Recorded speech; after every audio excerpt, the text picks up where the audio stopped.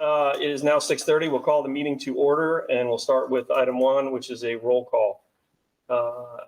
Carrie Farlina, I don't think she's on. No, Joe? Joe Coletta Hebron. Thank you. Gabe?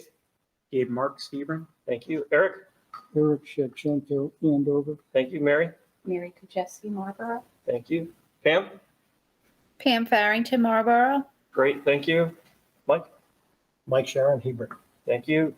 Kirsten? I think you're on mute. Kirsten Erlinson, Andover. Thank you. Sue? Sue Stoffing, Marlboro. Great, thank you. And Heather?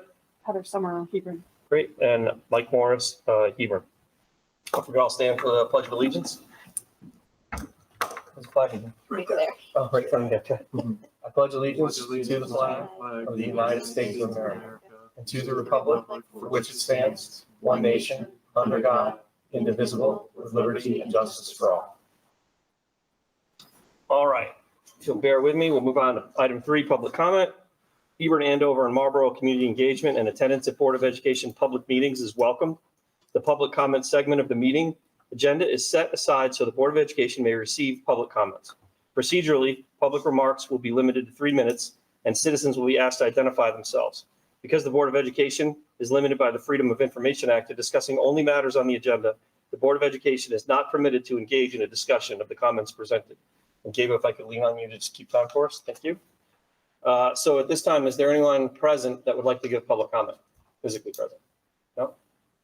Okay, is there anyone online that would like to give a public comment? Please just raise your digital hand or make yourself known, otherwise known. Nobody? Okay, I'm getting the left and right from Eric, so we'll move on to item 4, which is any additions or deletions to the agenda item. This time, is there any additions or deletions to the agenda item that would like to be proposed by any of the board members? Seeing none here. Anyone online? Okay. Yes, I would do that. Thank you. Sorry. And Mr. McNamara just reminded me, for reference, if you go to item 10 in the agenda, there's a minor typo. It's not material for the meeting, but if you look, the 4th number bullet down should read 10.4 instead of it reads 10.1. The sub bullets all read, 4.A, 4.B, but just so you don't get confused in where we are in the meeting, just go ahead and make a note to change that to 10.4 in your own copy. All right, that brings us to the Board of Education Chair Report.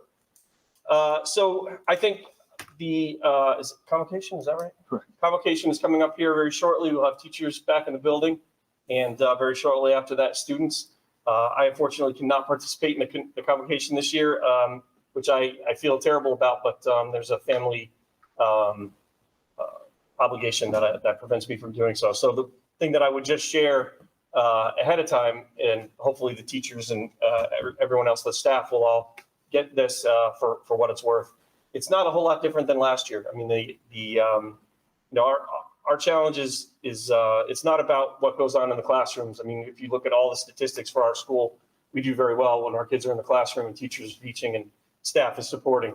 It's all just trying to maintain the safety and the distractions on the outside of the classrooms. And so I would just reiterate to everybody, when it comes to safety, when that bites you is when everybody stops paying attention to it. It's just one of those things that it's perishable. And if you're not paying attention, or if you let your foot off the gas pedal for a moment, if you let your guard down, that's when we have safety issues and security issues. And like I said last year, it's not so much about any one individual making a mistake, or we just need to be picking each other up. It's human nature to get lethargic about a security scenario for days and weeks and months on end. And the only way you kind of get through that is by everybody just looking out for each other. You see something, say something, question something that doesn't look right. It's always easy to resolve something from a position of you looked into it versus letting it go by and not having said something. We would be very remiss if we just didn't pay attention to the fact that in other schools, in other parts of the country, and even here within Connecticut, we've had terrible things that have happened, and we don't want that here.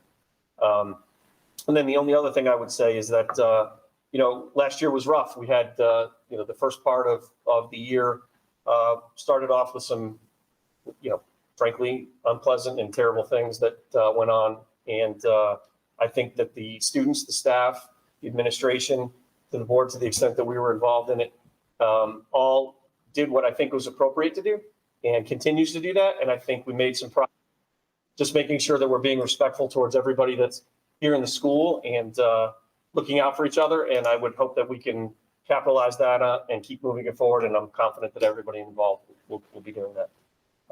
So I think that's all I have. All right, great. So I just have a few things that I wanted to mention with regards to the superintendent's report. The first and foremost is welcome to the new Board of Education space. I'm really pleased with the way it turned out. We've got a little bit of sunlight behind us, but it's not going to be an issue, obviously, within the next month and a half. I think it's the space is much more conducive for the meetings that we're going to have, much more professional. And it also is going to be something that benefits students, which I know is important to the board as well. So I'm super excited about it. And I want to thank Eric and Chris, who are over there manning the controls, Scott Budston, and our facilities team for making sure that it was set up so great. It just turned out really, really well. So thank you for all that work. And to that end, I just want to continue along the line of recognizing the work that is done during the summer months. So I'm starting, I think, my 27th year in education, my 23rd as a 12-month administrator. And I can't tell you how many times in those 23 years when I say, I tell people that I work during the summer, they're shocked. Well, you work for a school district. What do you work during the summer for? But I can't express enough the magnitude of work that is done. There's so much, I'll use the term heavy lifting that is done during this really truncated period of time.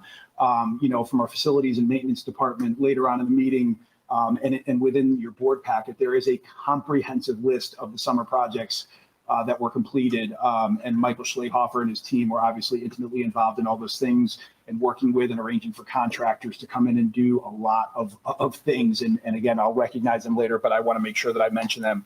Obviously, our administrative team is here all summer as well, really doing a lot of work to prepare for the 28th, which is when we have convocation, as well as obviously the 31st, which is an exciting day when the students return.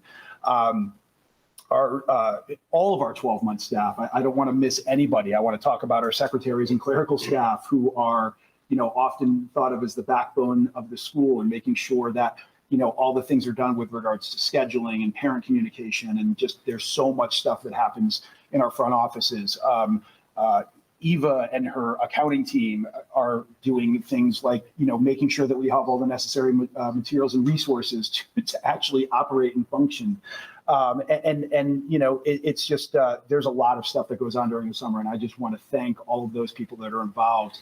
And hopefully I didn't miss anybody because it has been a very busy summer. And I'll just conclude my report with saying I'm excited about the new year.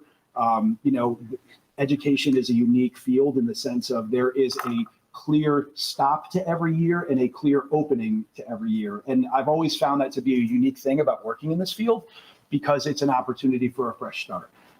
And certainly, the challenges that you alluded to that we had to navigate last year, I'm not saying we won't face other challenges, hopefully nothing to that magnitude. But it is an opportunity for a fresh start. And I hope to be able to continue, as a first-year superintendent last year, I think that some things went well. And I also think that there are some things that could be improved upon. And I think that I'm excited about the opportunity to build upon those things that I think went well for us, and me specifically, and improve upon those things that need to be improved upon. So ready for year two. I'm excited about it. So that's what I wanted to say. All right, outstanding. All right, item 7, approval of the minutes. So if we will go to 7.1, and I'll go ahead and entertain motions here to get them out on the floor, and then if there's any discussion, we can do that. So at this point, I would entertain a motion to approve the minutes from the regular June 12th and the special July 17th Board of Education meetings. Thank you. Second, Gabe Marks. Thank you, Gabe. All right, is there any discussion about the minutes? I went through my head. Okay, hearing none, then we'll have a voice vote. All in favor? Aye. Any opposed? Hearing none, that motion carries unanimously, which brings us to item 8, which is the consent agenda and resignation letters of Cecilia, I'm going to say this wrong, Davila, okay, and Megan Stillwell. And again, I'll put a motion on the board. Entertain a motion to approve the consent. Is that right? Yeah, to approve the consent. Consent agenda. Correct, you got it.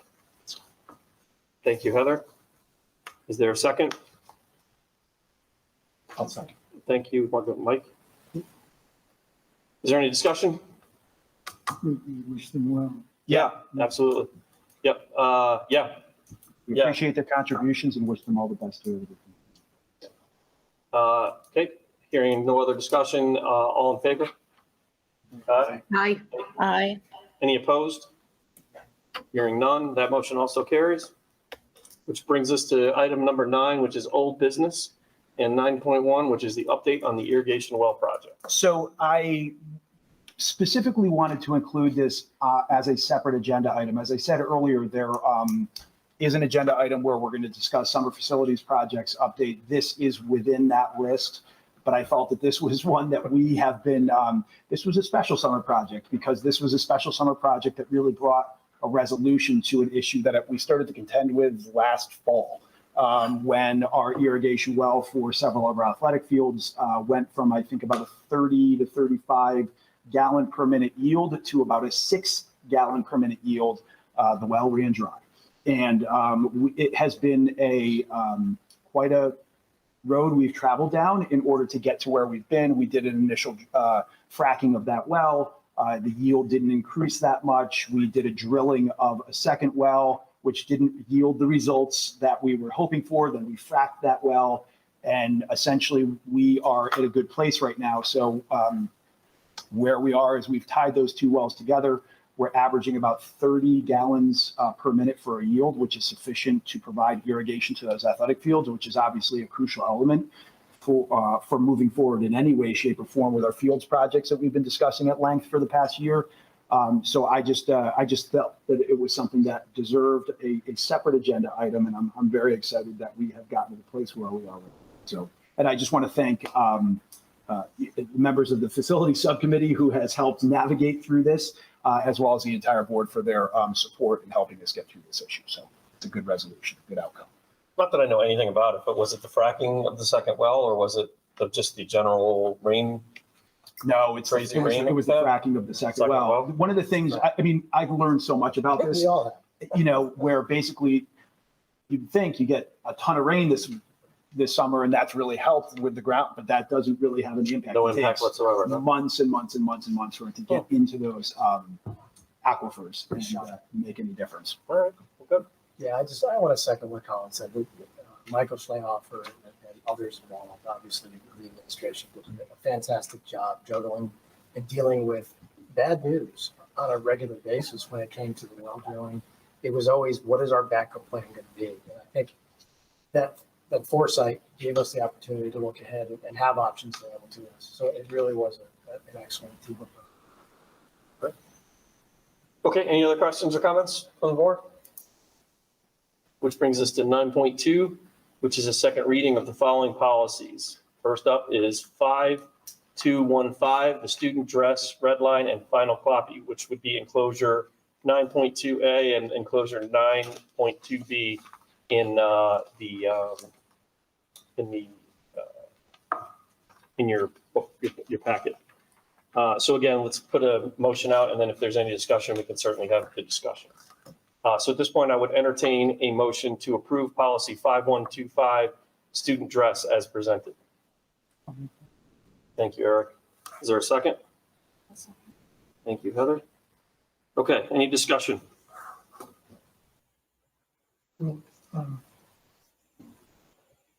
This policy of the policies that I've been on the subcommittee and that we've looked at for updating, I would say that this was the trickiest one. There's a sensitivity there. There is a variety of philosophies could be applied. And we attempted to get input and buy-in from the administration here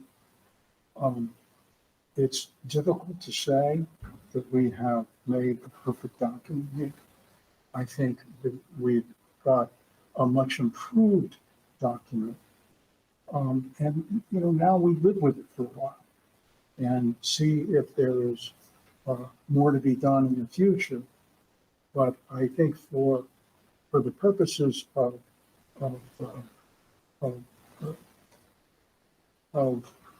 approving a document that has been changed quite a lot, reflects a lot of input, and it encloses the best knowledge that we have today, I think that we've succeeded in doing that. And Colin, if you have any supporting comments, that would be fine. Yeah, you know, this is to echo Eric's sentiment. There's been more conversation about policy changes to this particular policy than certainly any one that I've been involved with in my year here in the district.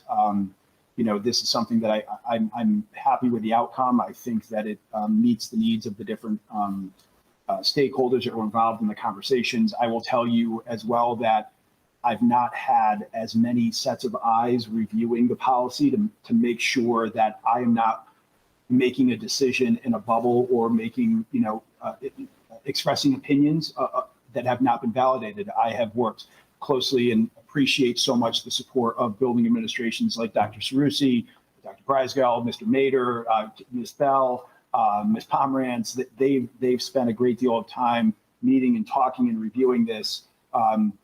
Dr. Cerruti and I were talking about it earlier today. You know, long before I came to RHAM, the topic of making sure that we had a dress policy that was equitable and that was not discriminatory against anybody based off of a protected class, a body type, was something that I know that the administrative team has talked about for some time. I don't want to speak for Dr. Cerruti, but it's one of those things that I think just kept getting kind of through nobody's fault. Maybe the pandemic had something to do with it. It just continued to get kicked down the line. So when it came up and, you know, we were able to identify a policy that kind of seemed to meet our needs, and we've had a lot of conversations about it. So I appreciate the policy subcommittee's involvement in this process. Heather Summers' participation, Sue Stolfi's participation, and certainly everybody that's had a voice at the table around this. Any other board members? I just have a question. Do we routinely have new policy reviewed by any people? Absolutely. So that's one group that I didn't mention absolutely was involved with this. Is we wanted to make sure that there was not any potential legal issues that we run into. So once the policy was drafted, before it went to the policy subcommittee, it was reviewed by one of the attorneys from Shipman and Goodwin, who I do a lot of policy work with, who ultimately greenlit the policy the way it was. Yep. Sorry. And this 9.2B is just the clean version of this. Yes. Okay. Correct. Just it shows you the markup from where it went. Anyone else comment? Yeah. So the thing that when this came up, there's some potential sensitivities around it, as Mr. McNamara alluded to, and Eric has also kind of pointed out. I think the thing that I was concerned about first and foremost when it comes to any one of these policies is, at the end of the day, it's just what do we have to do to ensure that we have a circumstance in every classroom where we can conduct classroom business, because that's really what it's all about. So I know there's different stakeholders and there's different, you talked about philosophies, but issues at hand. And, there's an argument for First Amendment speech. There's an argument for free expression as far as students having the ability to kind of wear what they want to wear. But also at the end of the day, do we want to turn our administrators and our teaching staff and our support staff into, the dress code police? And then, finally, and last but not least, at the end of the day, what students wear, in my opinion, my one board member opinion, is frankly a parent's responsibility. And so, but those are all kind of coming from different angles and different perspectives. And as I read through this policy no less than 3 times today, just making sure that I didn't miss something that I thought, similar to Mr. McNamara's concerns about, either overlooking or assuming that one particular opinion was missing or that mine, I wasn't missing something in it. I didn't see anything either. I think Derek's point, I think is as good as we can make it based on what we have right now, given the input that we got from a lot of different stakeholders. Maybe it's not perfect and maybe we'll have to adjust it down the road, but it feels pretty good. So that's my 2 cents. And one thing I failed to mention here is, I think another element is that people express themselves with their appearance, adults and children. And this wasn't an attempt to control people expressing themselves, only expressing themselves in a clearly negative way. I agree. Go ahead, Sue. Yeah, I want to say thank you very much. I did like the collaboration around this. It was nice to be invited, to be welcomed in on the discussion, especially the administration's viewpoint. This is long overdue, so years. So I am very pleased with the work that was done. I have mixed feelings still about it, but I do understand everyone's points of view. And I know it was very hard to get to this point. And I think we all worked very well together and respected everyone's opinions and thoughts. And we all came together with this policy. So I just want to really thank, the board members and the administration for getting us here. And hopefully this is something that we all can live with for a little bit, because it's a hard topic, so I don't want to talk about this again for another couple of years. So, Okay. Thank you. Yeah. All right. There's no other comments, concerns, questions? All right, then we'll put it to a voice vote. All in favor? Aye. Are there any opposed? Hearing none, that passes unanimously. And I just to capitalize on what Sue just said, the one thing that was, I think this policy committee in general does a good job of this, but so do the other subcommittees. But this was one where it took a lot of input and there was a lot of potential unhappiness that could come out of it. And I think the reason that didn't happen was because of the level of collaboration. And that was pretty significant and exceptional. And so kudos to the policy committee and everybody else that joined and participated. And thank you for navigating those pretty tough waters. Appreciate that. Okay, which brings us to 5112, which is the school attendance red line and final copy, enclosures 9.2C and enclosures 9.2D. We'll go ahead and put a motion on the table and then certainly discuss that as well. So at this point, I would entertain a motion to approve policy 5112, school attendance as presented. So moved. Sue Thank you. Stallman.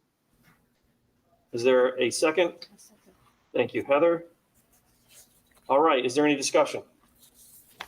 If I'll just make mention of this, and really what I'm about to say is going to be applicable not only to the attendance policy, but also to the 2 remaining policies that are on the agenda. Basically, these are some of the policies that have been recommended for change to make sure that they are aligned with current legislation. As the board knows, we had an audit done of our policy handbook last year. When we reviewed the different policies, we thought about ones that we really wanted to update sooner rather than later. And the ones that the student attendance, the student discipline, and student non-discrimination were 3 of the ones that we really felt compelled to make sure that we got to sooner rather than later. So I probably won't speak again to the other policies because, as I said, this is the language has been reviewed by building administration. The language has also, the changes that are being put in are recommended specifically from Shipman and Goodwin, our attorney. And again, we want to make sure that we are in compliance and up to date with current legislation with our policy to the extent that we're able. Good. Any other comment?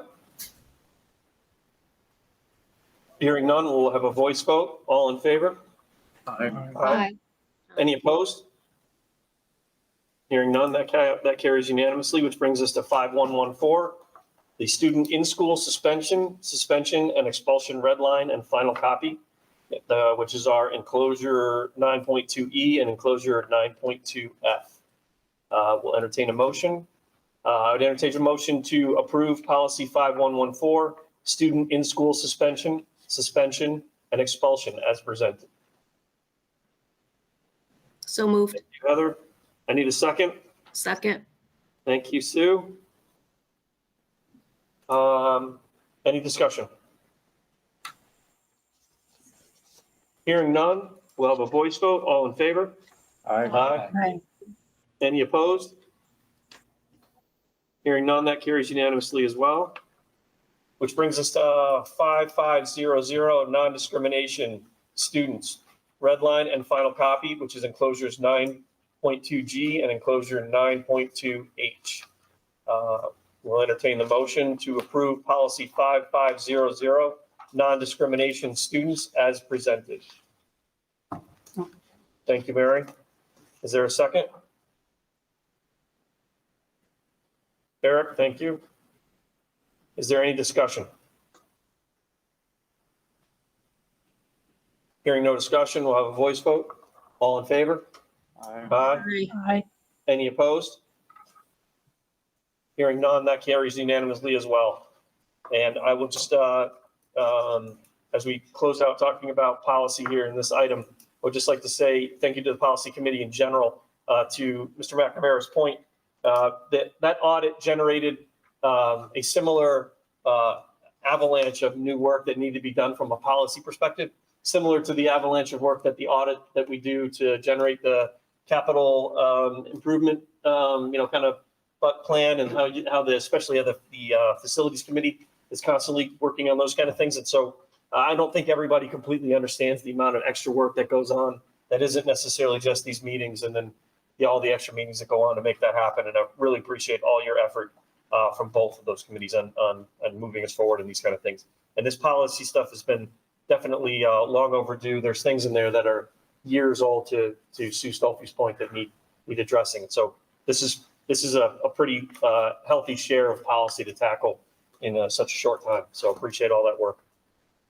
Which brings us to item 10, which is new business, and item 10.1, stable funds child nutrition program, enclosures 10.1A. So enclosed in your board packet is a document that outlines what stable funds are. Just for everybody's understanding, stable stands for the State Transition Assistance for Breakfast and Lunch Expenses.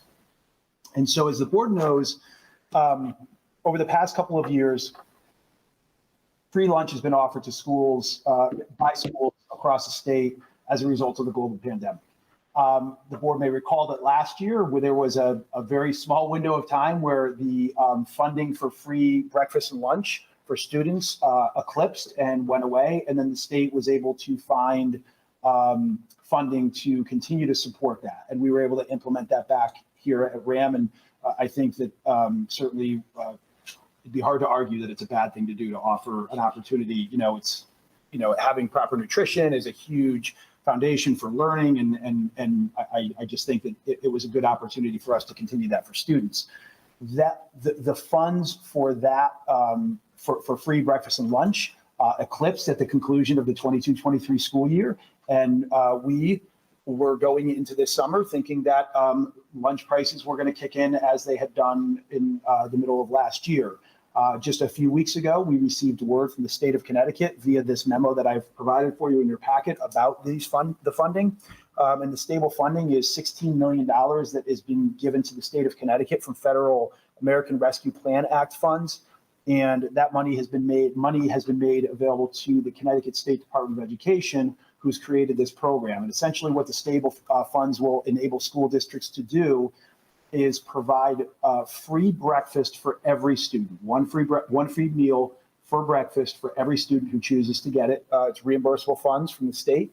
And what it also does is, right now there are 3 different tiers of lunch prices. In a normal world, when pre-pandemic, students would either be paying full price for lunches.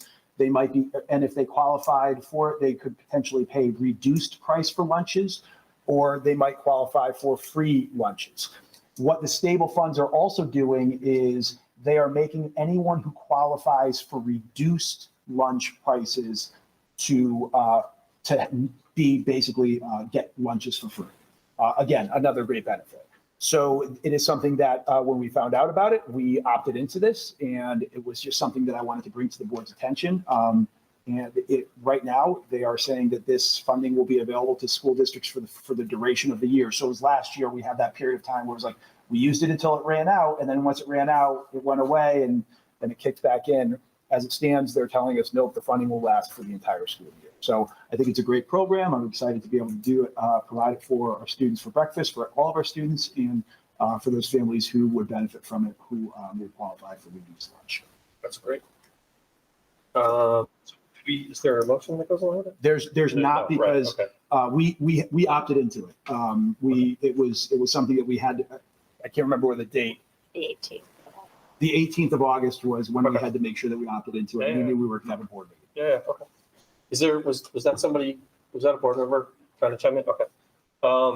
Okay, so the only thing I would just throw in there, take an opportunity to plug something, and I'm sure it's probably not terribly different in Andover or Marlboro, but I don't know the facts. But I do know that the Hebron Food Pantry here in town is having a significant problem keeping the shelves even remotely full. And I got the feedback I got from the folks who run that is that it's a combination of an increased need and decreased funding and decreased donations. So, to the extent that anybody isn't aware of that or has the ability to help in that event, and I'm sure, again, and I don't know what Marlboro or Andover does. I live in Hebron, but I'm sure it's not a very terribly different scenario. So, just keeping in mind that not only is there food challenges here at school, but there's food challenges, and they're getting worse apparently across the three towns. So it's unfortunate, but like I said, just make sure that to the extent that somebody wasn't aware, that maybe they're aware now. Go ahead, Sue. Colin, how are we communicating this information to the parents? So a communication is going to go out either later this week or early next week, making sure that we inform parents about the fact that this is available for them.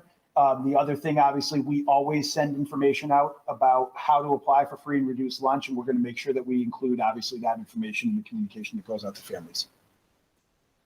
Very good. Thank you. Okay, any other questions or comments about that? All right, which brings us to 10.2, Summer Facilities Projects Update, which is enclosure 10.2A. So, again, I highlighted the amount of work that was done, but I did want to make sure that we recognized all of the summer facilities projects. So enclosed in your board packet is a comprehensive list of the projects that have been going on over the past couple of months. The list is broken down by capital projects, capital non-recurring projects, and then also just a comprehensive list of tasks that are completed by our own custodial maintenance staff.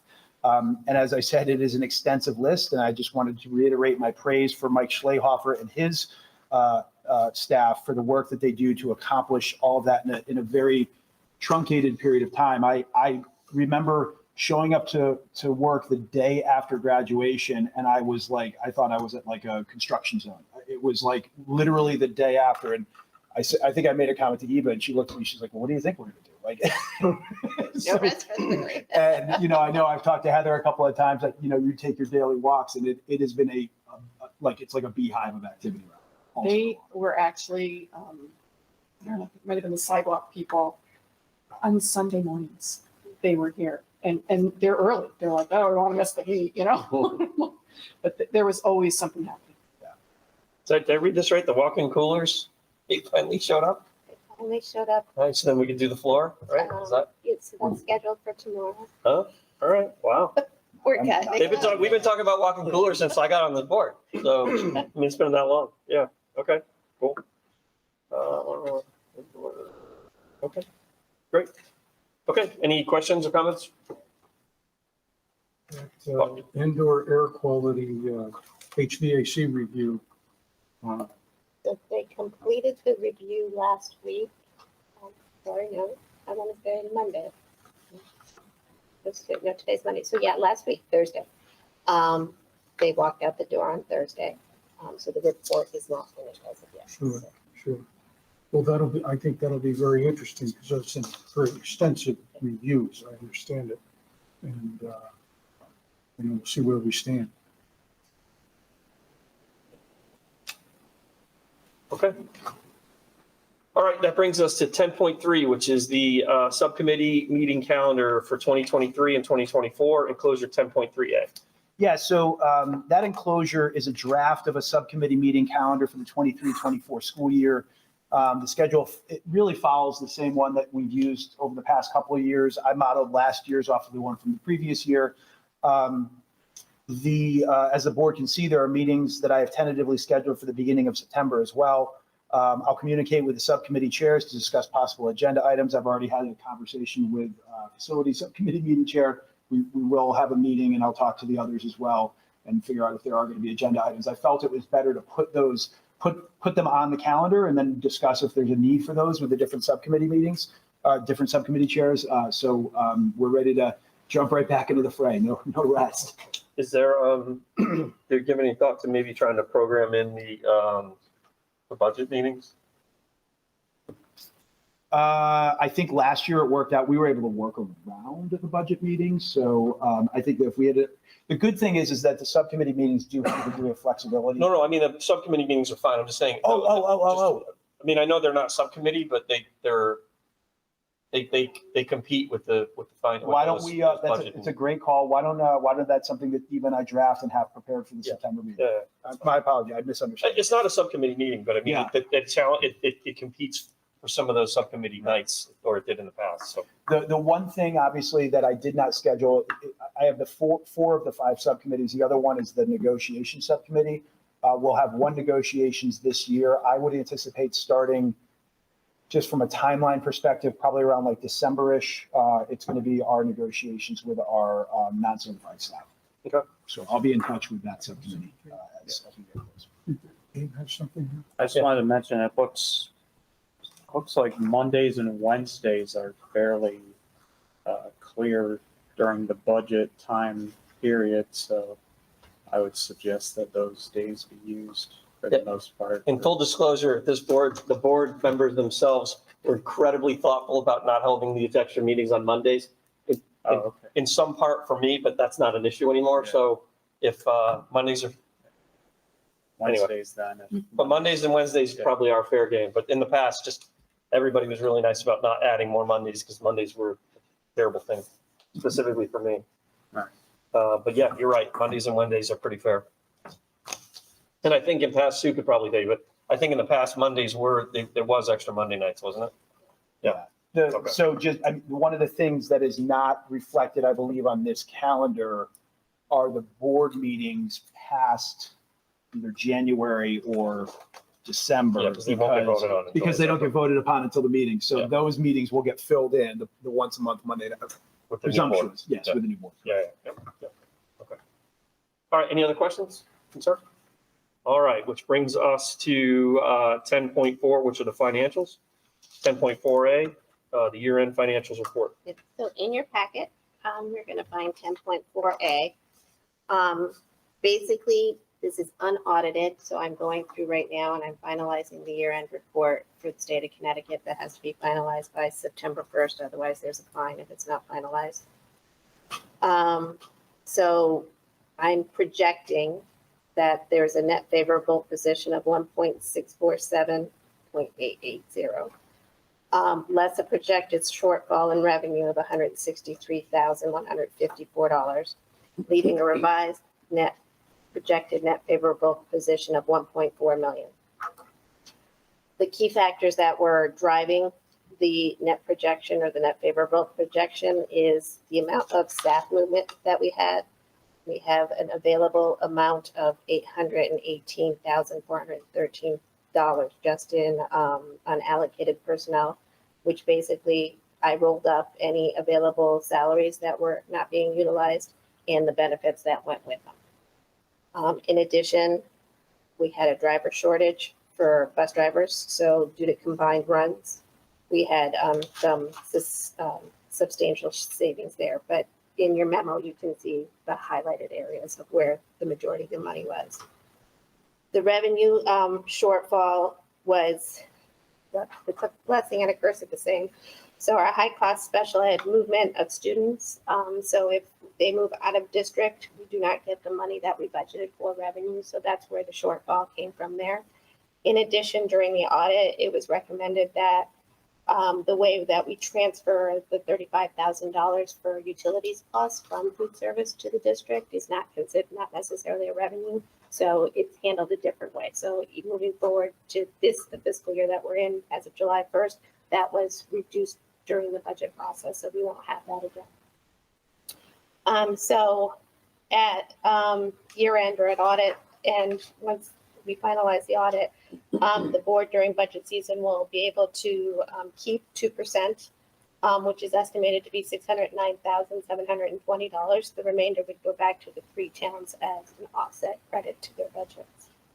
Again, in my packet, I was just going through what was remaining and what needed to be done, but I think Colin basically did a good job of explaining everything that Michael has done. So I'm going to let that one go and ask if anyone has any questions in regards to what I may have presented at this point. No. Oh, well, I guess I have a question. So, I mean, based on what you just communicated, as far as the planning, which is the budget, it really wasn't anything that you always want to take a step back and say, did we sandbag on something that was a budget item? And that's not really what we're communicating. What we're communicating is, there was some unforeseen. The staff, you can't really project. You can only project what we're scheduled for. And then pretty much the rest of the stuff is just things that changed Correct. throughout the course. Okay. Yep.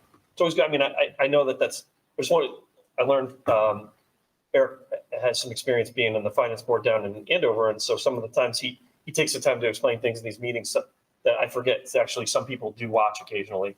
And so I do think it's important that we just, kind of to his point, and when we were talking about the budget, making sure that we're cognizant of the fact that people are watching and trying to understand what we're doing. And in this circumstance, just being clear that these are things that we really couldn't have changed in last year's budget, and certainly probably not anything we could change in this next year's budget. Okay. Any comments from the board? Okay. So 10.4B is the budget appropriation transfers. So for a year end, I need the board to review these transfers and to act upon them. Because we're not supposed to end any object code that's the last 3 digits in a negative position. We have to make sure that everything's fully funded. So these 9 transfers total $658,444.99. The sheet, the memo this is the summary version. The individual transactions are the backup to that. If anyone has any questions, I'll be happy to answer them. But I will require a motion. Okay. Are there any questions about these transfers? Okay. At this point, I'd entertain a motion to approve the year-end budget appropriation transfers for fiscal year 2022, 2023 in the amount of $658,444.99 as presented. So moved. I got Eric as the motion. Sue, I'll take you as the second. Sure. Thank you. Is there any discussion on this? Okay. Anything else? Anybody else? So when it comes to money, I like to make sure that we do especially sizable money, that we do a roll call vote. So hearing no other discussion, we'll do a roll call vote. Carrie is not present. Joe? Yes. Thank you. Gabe? Yes. Eric? Yes. Mary? Yes. Pam? Yes. Thank you. Mike? Yes. Thank you. Kirsten? Yes. Thank you. Sue? Yes. Thank you. Heather? Yes. And I vote yes as well. So that passes unanimously. Thank you very much. Okay. So 10.4C.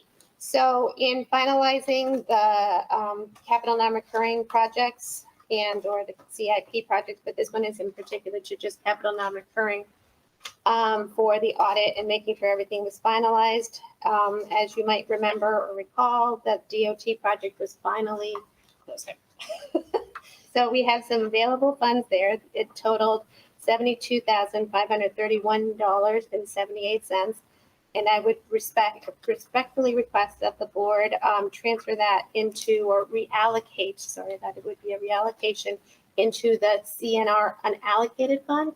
So that would be our little nest egg there that if something comes down the line, we can reallocate it to a project later down the line. Like fracking a well twice. Yeah, And, yeah. Okay, so let's consider a motion and then we can talk about it if we need to. So at this point, I would entertain a motion to approve the reallocation of $72,531.78 available from the capital non-recurring DOT project account into the capital non-recurring unallocated account. Michael, take as the motion, and Eric, will you second? Thank you. Okay, is there any comments? Questions? All right, hearing none, again, we'll do a voice vote. I'm sorry, roll call. Carrie, not present. Joe? Yes. Thank you. Gabe? Yes. Thank you. Eric? Yes. Thank you. Mary? Yes. Thank you. Pam? Yes. Thank you. Mike? Yes. Kirsten? Yes. Thank you. Sue? Yes. Thank you. Heather? Yes. Thank you. And I vote yes as well. Okay, thank you. All right. For that. And so 10.4D is your food service monthly sales and expenditure reports. And again, this is unaudited. This is for the final, for June 2023. So as you can see on page 2 of that, which is the spreadsheet, we actually have a net income of $36,358.71. Will be a lovely place to be. And again, I speak to the stabilization funds that we will be receiving. And so I think it's a good win-win situation for everybody. And hopefully there'll be money coming down the pike to let everybody eat for food, especially if it keeps getting worse instead of better. So, I agree. are there any questions that I can answer? Yep. All right, 10.4E is basically your student activity accounts, and they are in balance with the bank, and I would gladly answer any questions if the board has any on the student activity. And 10.4F, which is the STIP account. So this is actually for June and July. I figured I'd write one last memo. The total dividend reinvested for both months was $2,968.35.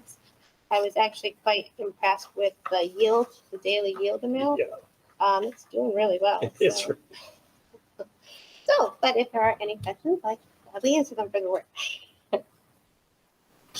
it's unfortunate because it's not a great statement on the economy in general, but Right. for our school funds, Yeah. it's not the worst thing in the world. Right. No, I have a comment. I'll just say that the board that was involved in approving moving that money over, obviously was we were a little concerned about, whether or not that was a stable place to park money that we're going to need down the road. But I thought, I'm sure it was Eva that brought up the suggestion, and then everybody else kind of adding in to move us across the line. I don't know, what is it generated so far? Oh, I Something like, didn't total it out, but I'm gonna guess probably closer to $8,000-9,000. yeah, I mean, that's real money that can go towards something that, we wouldn't have been able to do. So that's great. Awesome. Okay. Anything else? Thank you. That's it for me. All right. That moves us on to item 11, which is the committee reports, facilities, safety, and transportation. Mike? We'll be getting together on September 5th. I have to refresh my. Talking about the appropriation amount that we had earmarked for the evaluation of the facility for the capital. That's right, yes. Thank you. Good. Yep. Any questions for facilities? No? Finance? Anything? We'll be meeting on September 7th.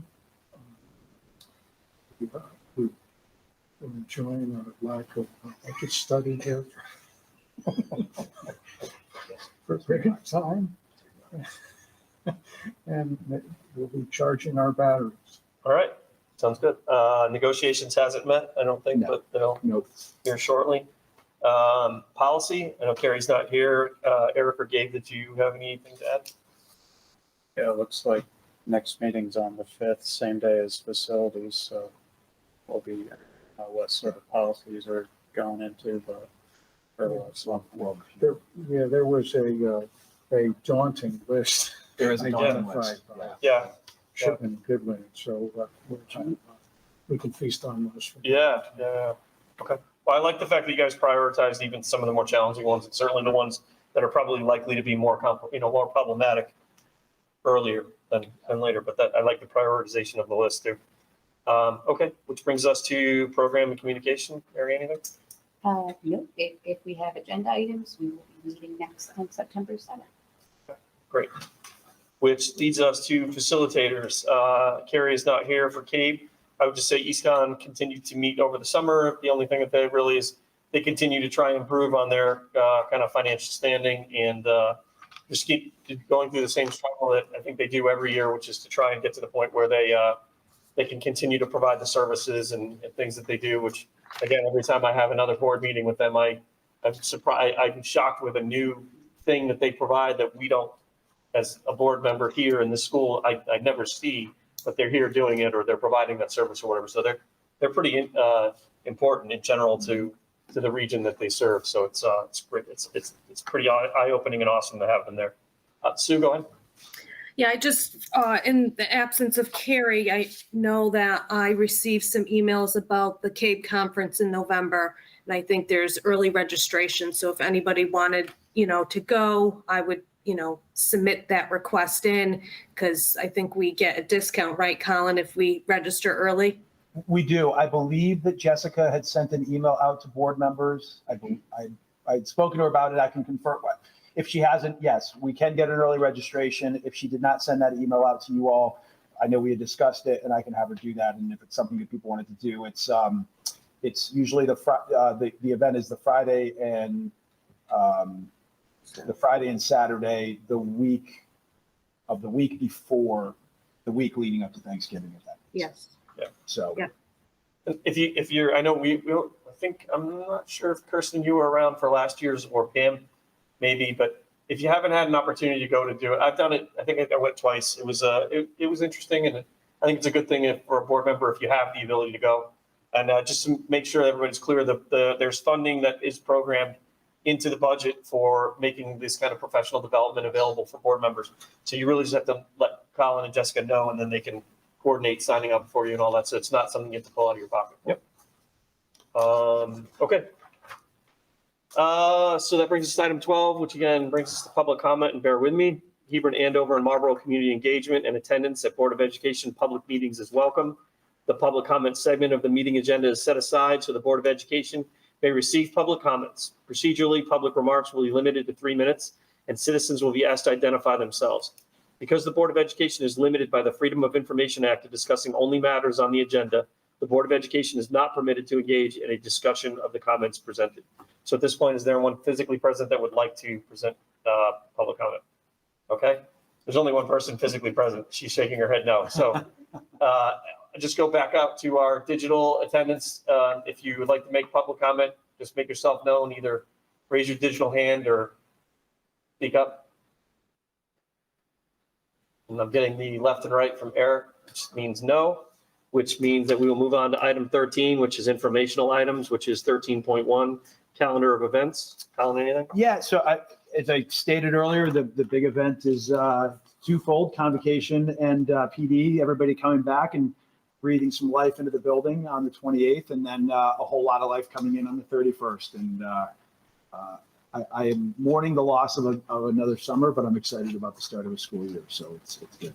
It's good. Can I ask just, how long is the convocation? I wouldn't anticipate it being much more than an hour-ish, hour and 15 minutes, maybe at the most. It's some welcoming remarks, recognition of years of service, going over some PD stuff. Ethan's usually pretty entertaining. Yes. I believe that Jessica had sent out a communication to board members asking if people were going to attend. I would just say, I would love to have board members be there. I know Joe was able to be there last year. Mike was able to be there last year. If it works, great. If it doesn't, I certainly understand that, but just let Jessica know so that we can make sure that we come. I do think the staff and the teacher group and everybody, I think they appreciate that to the extent you can participate if you go. A lot of them came up afterwards and said, I appreciate you being here, that kind of thing. So if you can, it's worth going to. What's Mike, that? can I say one thing, Mike? Yeah, please go ahead, Sue. I received my packet in the mail and I'm like, oh my word, is this meeting gonna go to 11 o'clock? Because it was such a big package. But it's 7:30. Great job. 7:25. It's not over yet. Don't jinx me. Don't jinx me. I'm hanging up soon, so. It's over for you. Yeah.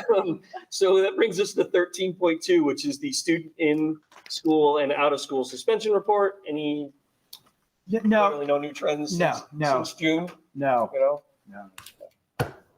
No, it shows the totality of disciplinary action taken against students for the year. This is the format that board members requested, so I think it's beneficial to have the layout of the entire year. Yeah, I agree.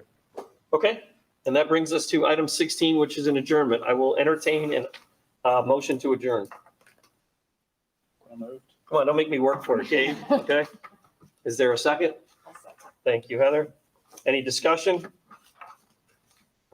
Hearing none, we'll have a voice vote. All in favor? Aye. Any opposed?